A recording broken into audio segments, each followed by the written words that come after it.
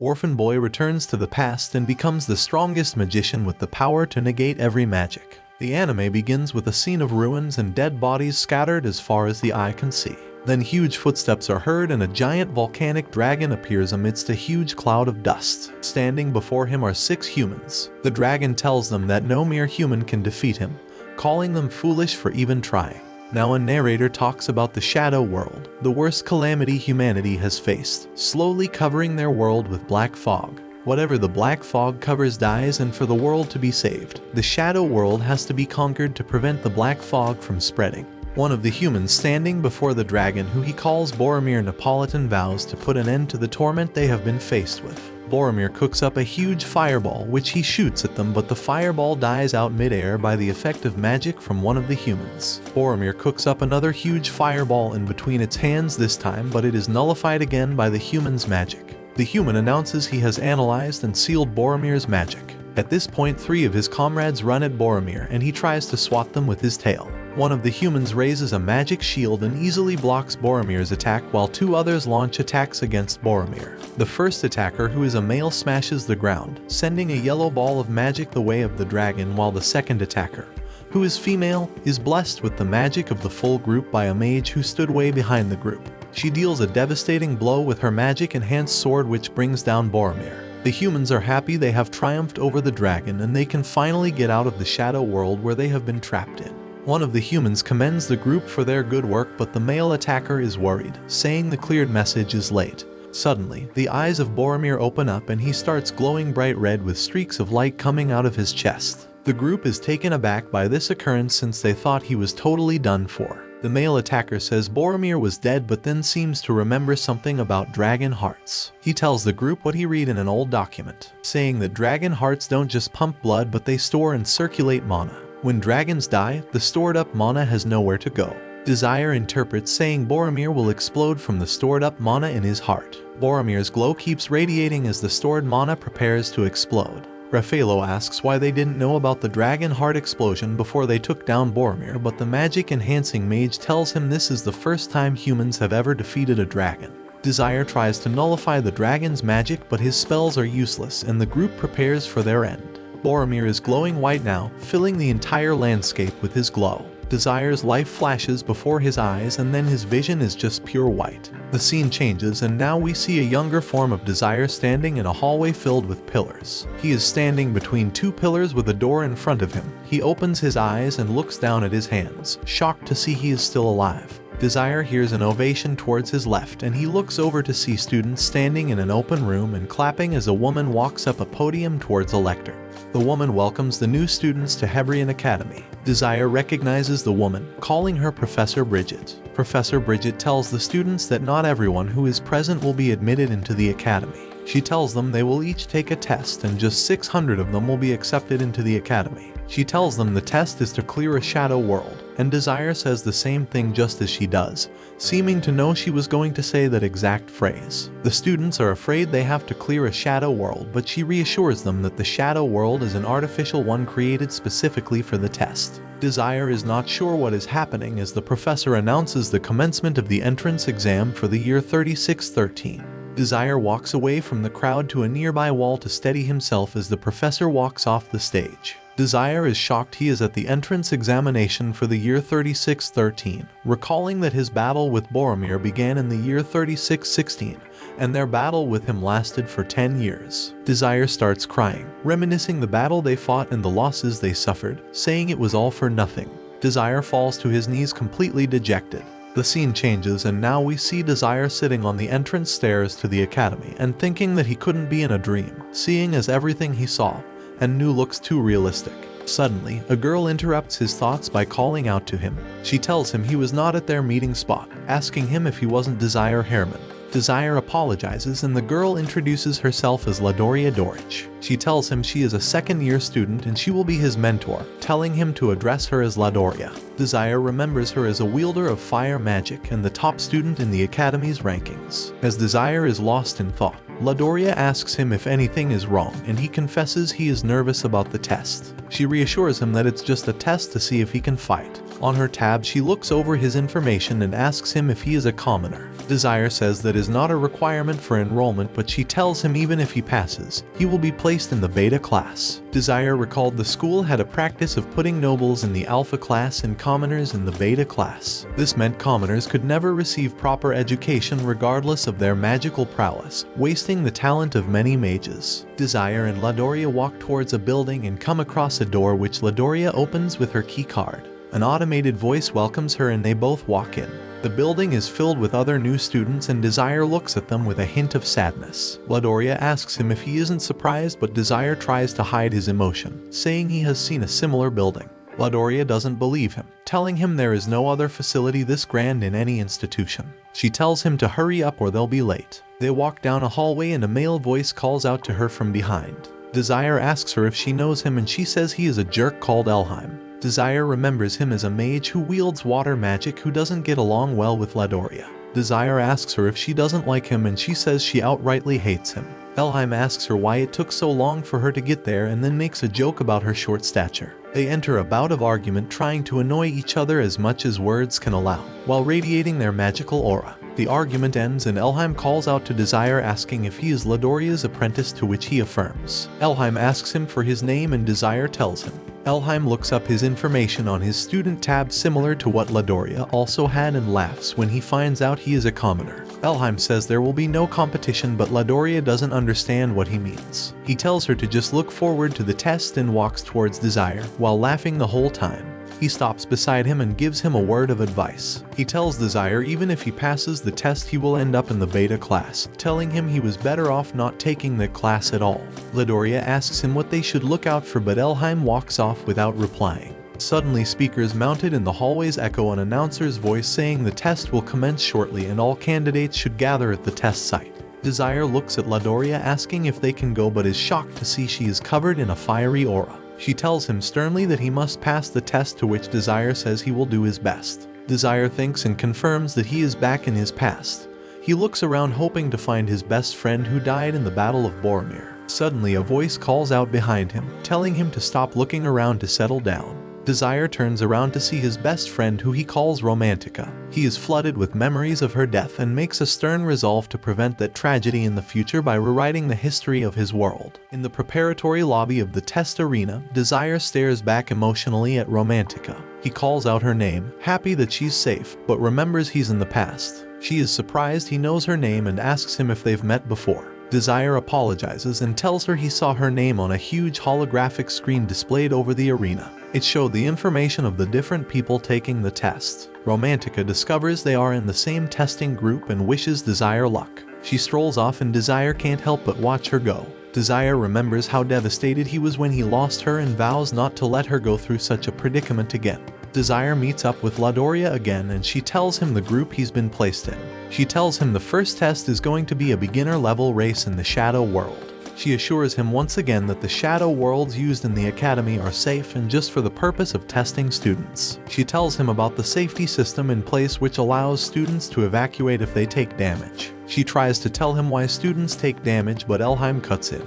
He tells Desire that students are allowed to attack each other. Elheim tries to dissuade Desire from taking the test because he thinks it'll be impossible for him to pass. Ladoria tells him Desire will try regardless. Elheim introduces his mentee, named Azus Kingscrown, who is a magic knight. Desire remembers her as a magic knight of ice that wields vision magic which is impossible to inverse. He also remembers she was quite skilled with her sword. Desire thinks she'll be a reliable ally. Ladoria looks her up on her student tablet but doesn't look too happy. Elheim mockingly asks her if she's okay. Ladoria tells him he got lucky getting a skilled mentee. Elheim tells her his mentee suits his virtue, telling her that's why she got a commoner as a mentee. Elheim walks off laughing and Ladoria is visibly pissed off at his statement. Desire is just glad he got to see Azus again. Ladoria tells Desire his chances against a magic knight are very slim, but she encourages him not to give up. He is thankful for her encouragement. At that moment, the voice announcer announces the commencement of the test for the group Desire belongs in. The announcer tells the participants to assemble at the gate. Midoriya wishes Desire good luck as he goes on.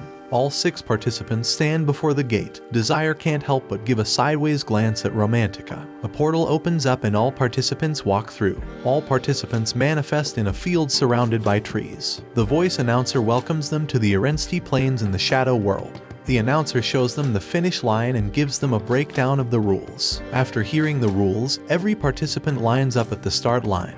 Desire wonders if Aziz came back with her memories since they both survived the Battle of Boromir. Aziz calls out Desire's full name.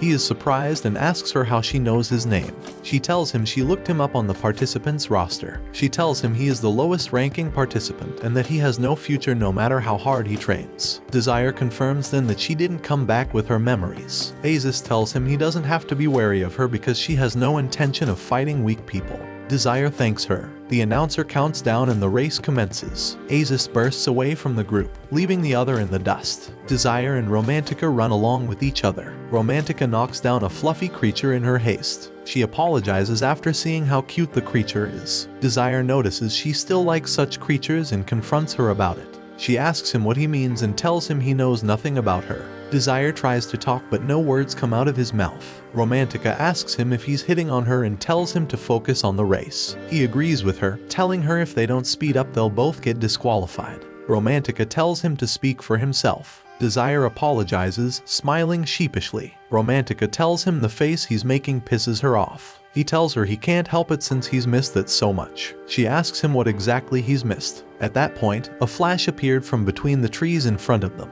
Desire pushes Romantica aside and a ball of flame whizzes past her, landing on the spot she was standing moments ago. The guy who shot the fireball tells Desire to stop sticking his nose in other people's business. He decides to take care of Desire first. He prepares a new fire attack and launches it towards Desire. Romantica activates her own magic and launches a wind strike which collides with the fireball. This raises a cloud of dust. Unknown to the attacker, Romantica's wind strike is still active. It hits the attacker, dealing severe damage to him. This automatically triggers his removal from the arena. The announcer announces his disqualification from the test due to receipt of fetal damage. Romantica tells Desire she owes him one for saving her from disqualification. She thanks him for looking out for her. She tells him her blockage of the second attack from the attacker makes them even. She agrees with her, smiling the same sheepish smile. Romantica is visibly angry and tells him once again to stop making that face. Desire just laughs it off. He tells her they have a lot of ground to cover since the others were quite ahead. Romantica tells him she wanted to save her abilities for later, but she has no choice but to show him now. She prepares a form of wind magic. At this point we see a room filled with instructors from the academy observing the progress of each group. One of the evaluators comments on how strong that year's candidates are. Another acknowledges the presence of a magic knight amongst the participants, noting how strong she is. They are pleased to see a noble become a magic knight. Another evaluator points out the presence of a commoner in Group D. They all laugh at how unlucky he was to be placed in the same group as a magic knight. 2 participants are running through the forest a bit behind Aziz, who is currently in first place. One of them notes how fast she runs, thinking he can come in second if he maintains his current pace. Just then a strong wind blew towards him, blowing away the second participant who was close to him. He plunges his sword into the ground to anchor himself. He looked up and was surprised to see Aziz cutting through the windstorm. He admits she really is a magic knight and hopes to prove himself just as she has. Just then, a tree beside him is uprooted by the strength of the wind and crushes him. He is automatically taken out of the arena. The voice announcer announces the disqualification of both players due to them receiving fatal damage. Now we see Romantica is the cause of the windstorm which took out both players. She puts an end to her magic attack. She figured out from the announcement that one participant survived her spell. She tells Desire that since there's just 3 people left, they will both qualify. Then her voice takes a sinister tone and she asks Desire if he thinks that's how he'll get to qualify. She tells him he's next on her elimination list. Desire calmly asks her why he's on her list with the same sheepish smile plastered on his face. She tells him his face pisses her off so much that she can't stand seeing him qualify. Desire tells her she's too harsh if that's her reason for wanting to eliminate him. She tells him she's just trying to convince him to drop out so she doesn't have to eliminate him herself, which she sees as a kind gesture. She prepares a magic attack and tells Desire to drop out before he gets hurt. Desire calmly refuses her offer. Romantica thinks he'll give in to her and already accepts his surrender. Then she gets that he refused and she's shocked by this, asking him to repeat what he said. Desire calmly refuses her offer of surrender once again. Romantica asks him if he's stupid. She thinks since he saw her magic he should be scared of her. Desire just smiles at her. Romantica is very irritated by his smile and prepares a very powerful attack, glowing with a green aura. She tells Desire she gave him a chance, but since he didn't take it, there won't be a second chance. She summons several magic circles overhead. She warns Desire that her attack will hurt him so much, but he shouldn't worry since he can't die in the test arena. She releases her attack towards Desire. A dust cloud is raised by her attack. She bids Desire a goodbye, turns and begins to walk away. Desire tells her he's impressed she can handle so many magic circles, as he emerges from the dust cloud unscathed. Romantica looks back at him, surprised he was not eliminated. Desire tells her she prioritizes speed with her attack so she lacks control. He tells her just a slight adjustment to her attack trajectory will make it miss its target. Romantica is pissed out even more by his insolence. She tells him she missed due to RNG and there's no way he can beat her. She summons more magic circles overhead and prepares to attack once again. She promises Desire she won't miss this time. She launches her attack towards him and he tells her it's just the same as last time.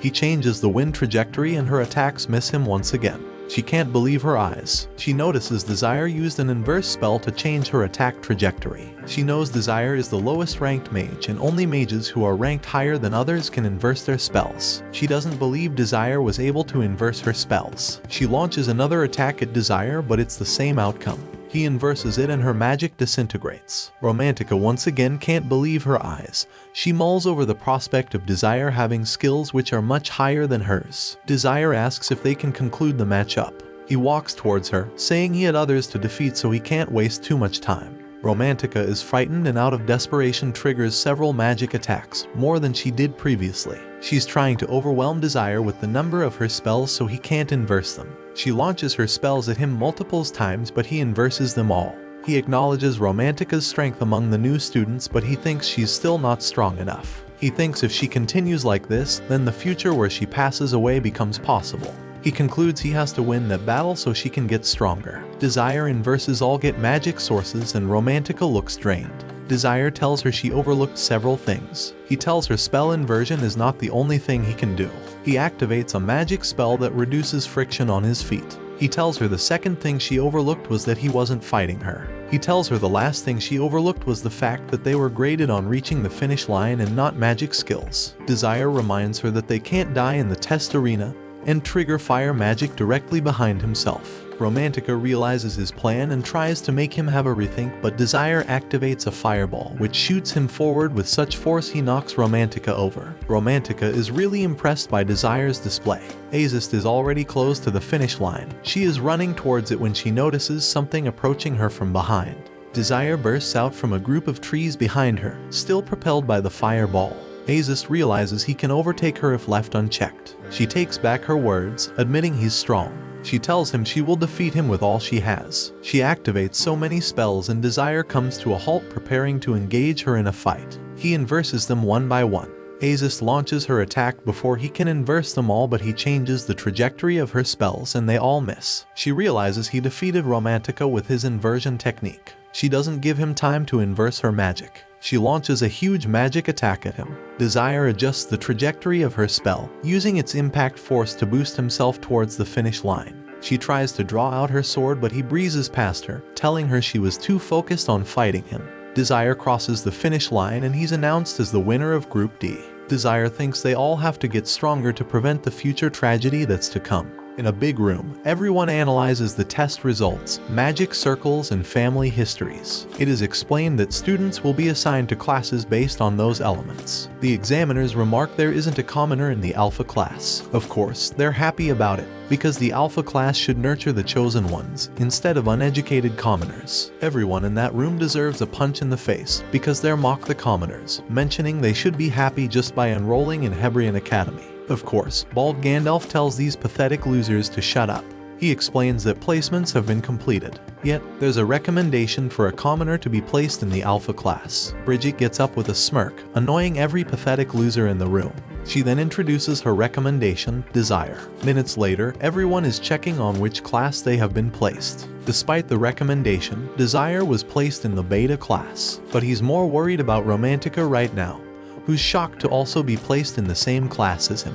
The classes quickly begin and Romantica is still a bit confused. She looks around just to see how her classroom looks so old. The windows are broken, the walls filled with must, and their teacher is another pathetic loser. The teacher explains the skills of mages are ranked in circles, the lowest being 1 and the highest is 7. He also reveals their entrance exams evaluate the weight of the students' circles, and if they had a circle 2 they would have been placed in the Alpha class. But everyone in this classroom right now is a pathetic circle 1 loser. Romantica is pretty annoyed because she's actually a circle 2 mage, but for some reason, she's in this class. The teacher then says their skills won't be good enough for real shadow worlds and starts to mock everyone. Romantica starts to wonder if she didn't get chosen for the Alpha class because of the last incident. But her biggest problem right now is being seated by Desire's side. She doesn't understand how he's in this class after beating the Magic Knight. Right then, Desire looks at her and smiles. She gets all angry and smashes her desk. Desire then starts to think about being in the Beta class and his conversation with Bridget. Desire initially thanked her for all the help she did at the orphanage. She's glad that he remembered her, and even happier that he grew up as a great mage. She mentions that she would never imagine that he could beat Azist. She then reveals that she tried to make him an Alpha class student, but the other pathetic professors opposed to the idea because Desire is a commoner. She apologized to him, and Desire feels annoyed by all of this. He knows the nobles are creating a wall between them and the commoners because of their obsession of being seen as superiors. However, he knows they're being blinded because there's so many people in Beta class who will become a lot stronger in the future. With that, he makes his decision. He will awaken as many talented people as possible. After class, Romantica is still trying to find the cure for her sadness. Some random guy approaches her, asking if she's the daughter of Baron Eru. She confirms and asks him who he is. The guy introduces himself as an Alpha class student, who's looking for party members. He invites her to join his Blue Moon party, which is literally the best party in the academy,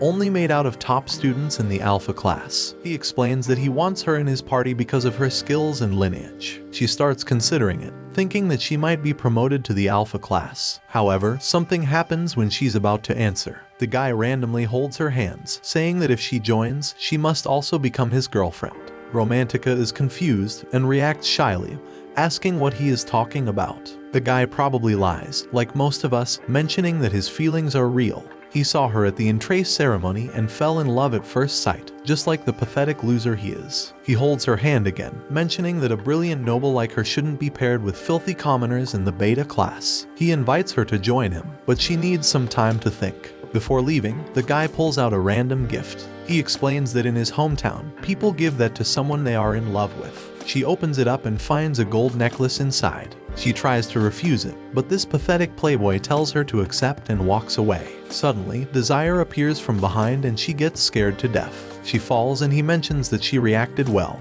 After getting up, she asks what Desire wants. Desire confidently says he's here to propose the same as he did. Of course, Romantica misunderstands it and asks who would like to be his girlfriend. Desire simply replies he didn't care about her that much. He simply wants her to join his party. She proudly tells him off, mentioning she was just invited to the best party in the academy. By joining them, she will be successful, especially when against a party created by a student in the Beta class. Desire thinks that was the biggest mistake she has ever made. She tells him to get lost, but Desire feels like he has no choice but using his last resort. He leaves a letter on top of her desk and tells her to read it while nobody is around. Of course, this girl thinks this is a love letter and starts teasing him. Desire, however, simply tells her to get rid of the letter after reading it, otherwise something will happen to her. He then leaves the classroom, leaving her confused. She looks around and opens up the letter to read it. Seconds later, her facial expression changes as if she was filled with hate. We return to Desire, who's wondering if Romantica will get mad or cry.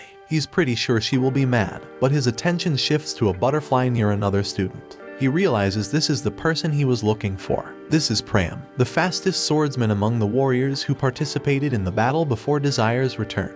Desire considers that Pram was pretty strong for someone who barely had any training in their original timeline. but this time, he will make sure Pram will get even stronger. Meanwhile, Romantica finds Desire and tries to ask who he knew about the contents in the letter. Desire tells her to shut up because practice is starting.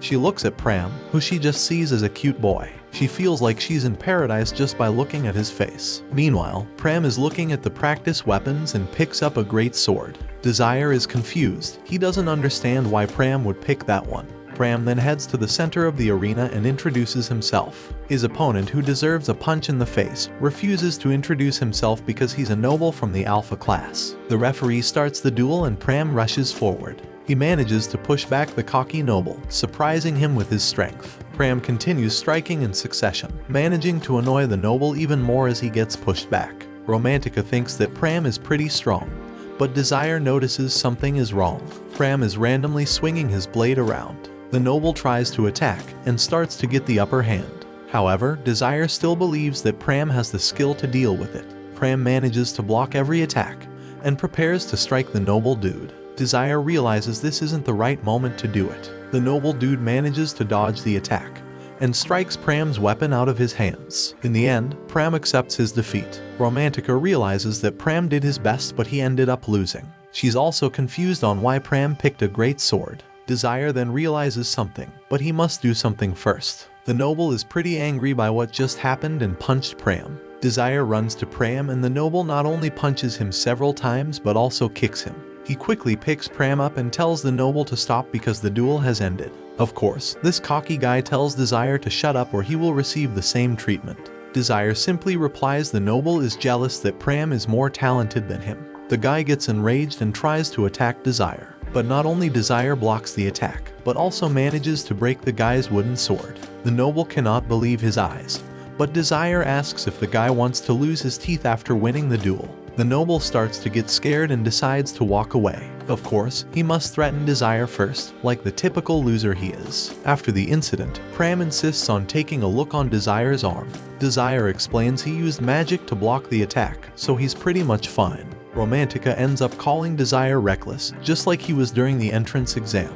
Pram then finishes checking the arm and apologizes to Desire, mentioning that it will become an inconvenience for a while. Desire dismisses it, mentioning he is the one who chose to get involved. Pram is still sad because Desire is now enemy of someone from the Alpha class. Romantica is having her "he's so cute" moment, but Desire tells her to calm down, she will be kicked. He then tells Pram that he's okay, because he can beat everyone in the Alpha class. Pram then realizes he hasn't introduced himself and everyone follows up after him. However, since he insists that Desire treats him by his first name, not his surname.